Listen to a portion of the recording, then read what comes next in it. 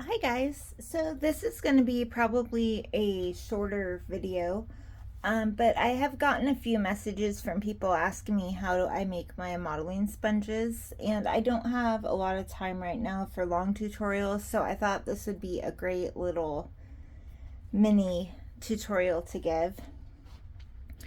And I have a couple here. This one is a bigger hole modeling pattern, and this is more of a texture modeling pattern. So I'm just going to make one of each of those and show you guys how. And I'm going to use these today. They are slanted tweezers. Normally I use pointed tip tweezers, but I swear if you want to lose something, it's pretty much guaranteed if you need it to make a video, you're not gonna be able to find it. So I don't know where it went. So I'm just gonna start with the bigger hole pattern on this one. And the first thing that I do is pluck out the edges here. You don't want any straight lines on the edges. When I model, I usually overlap a little bit, but if you forget to overlap or miss a spot, you don't want a complete cutout of your wedge. And one thing I probably should have said first, a lot of people only pluck out the bottom of their cosmetic wedge. I personally do not do that. When I'm modeling, I want a large modeling area. These are comfortable to hold like this. I pluck out the entire side and I have more coverage area, which is why I do that. All right, so I have my edges plucked out pretty well here, and I'm just gonna start randomly plucking out some spots here. And again, this is for my bigger pattern. I will say some people do what they call a reverse model pattern, and that is where you pluck out around and you only leave a circle. I personally think that all modeling sponges are reverse modeling because you cannot, no matter how you pluck it, the only part that's going to leave paint is the part that you leave. You're never going to leave paint with a hole. So I don't really pay attention to the shape of the holes that I'm making. I'm paying attention to the shape of the wedge that I'm leaving behind, because that's what my pattern is going to be. The hole is going to be negative space. All right, so that is a larger pattern modeling sponge. So for my smaller ones, I really wish I had my pointed tweezers, but you're going to do the same thing just on a smaller scale. You're going to pluck out the edges, but it's going to be really small little pieces.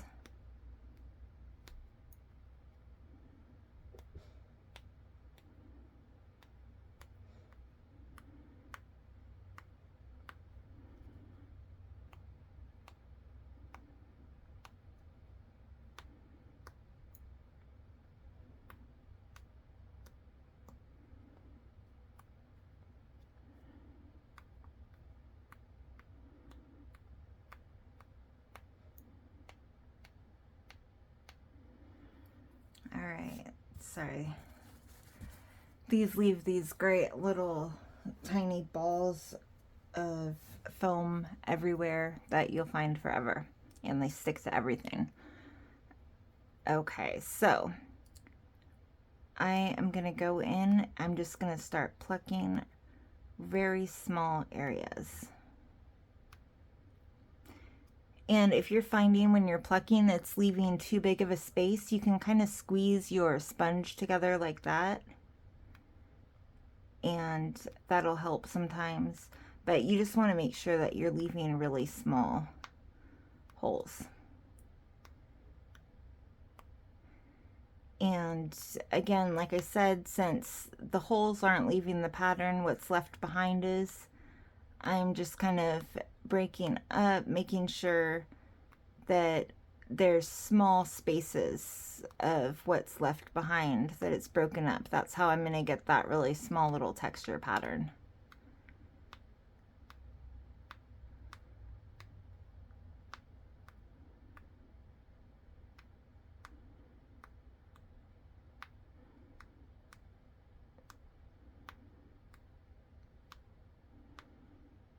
And if you're buying supplies to do this, I do recommend that you get the pointed head tweezers.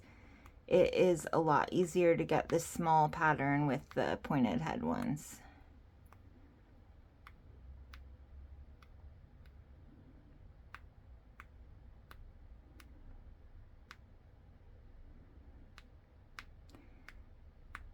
And you do want to make the holes deep enough so that it leaves a pattern. Sometimes if you don't leave a deep enough hole, you won't get a good pattern.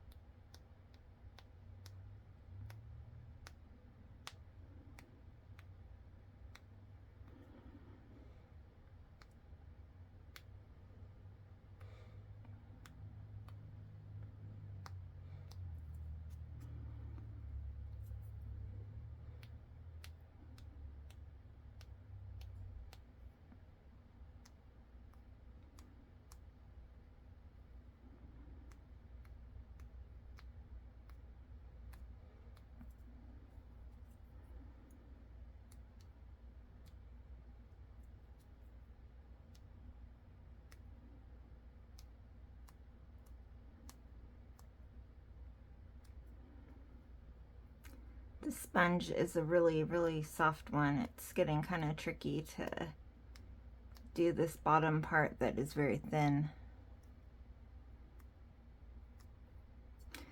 These ones are very high density foam wedges. These work great for air dry. They do not work well at all for Genesis. But these are much easier to pluck because they're so hard. So if you do use air dry, those high density ones are really, really great. And I think this one I got from Dolls by Sandy, they sell like a little octagon of them or something. So I'm pretty much done. I'm just going back and looking at the spaces that are left. I want to make sure there are no big lines or strange spaces. I want to break them up again. And that looks good to me. So you can see this is a very small pattern. This is a large pattern. Sorry, this one is very, very porous and soft. You probably can't see it that well. I'll have to kind of angle it. But you can see the difference there. Another thing that you can also do, which I guess I will demonstrate really quickly. I used to do this all the time. I don't anymore, but when I first started, I struggled with veins a lot. And you can use these to make vein patterns. You just basically want to pluck around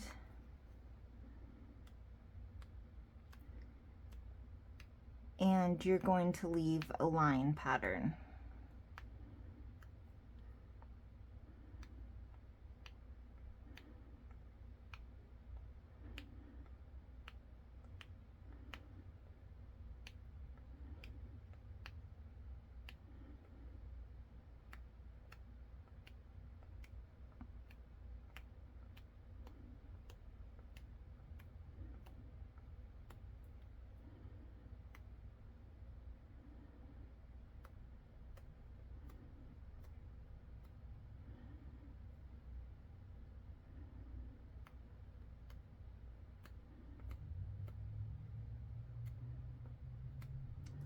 And again, you want to pluck out anything that you don't want leaving a mark on there.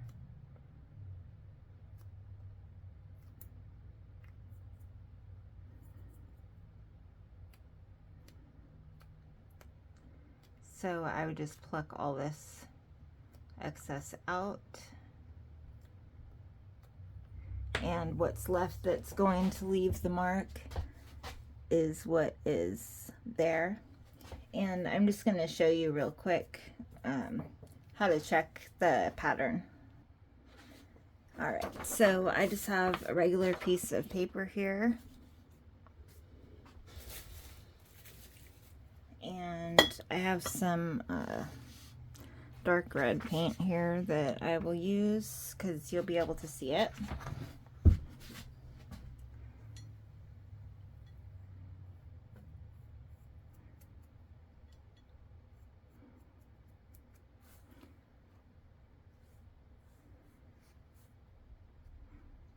So you could see, hopefully this one leaves small spaces.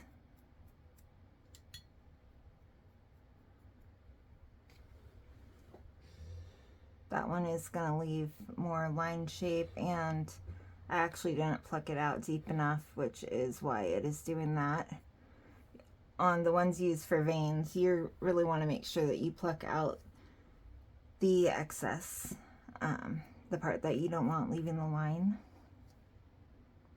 That one leaves a nice pattern. Too bad I can't really use those.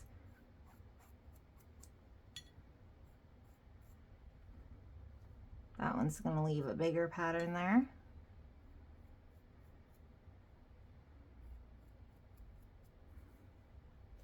And that one also leaves a bigger pattern. So you can tell all the patterns are very different, which is what you want, especially if you use them to build up skin tone and skin texture. You're going to want to use a lot of these smaller ones. The smaller pattern ones are really going to help build depth in your skin tone. But yeah, so that is it. How to make your own modeling sponges. If anyone has any questions, feel free to message me and I will answer them for you. All right, guys, I'll see you in the next one. Bye.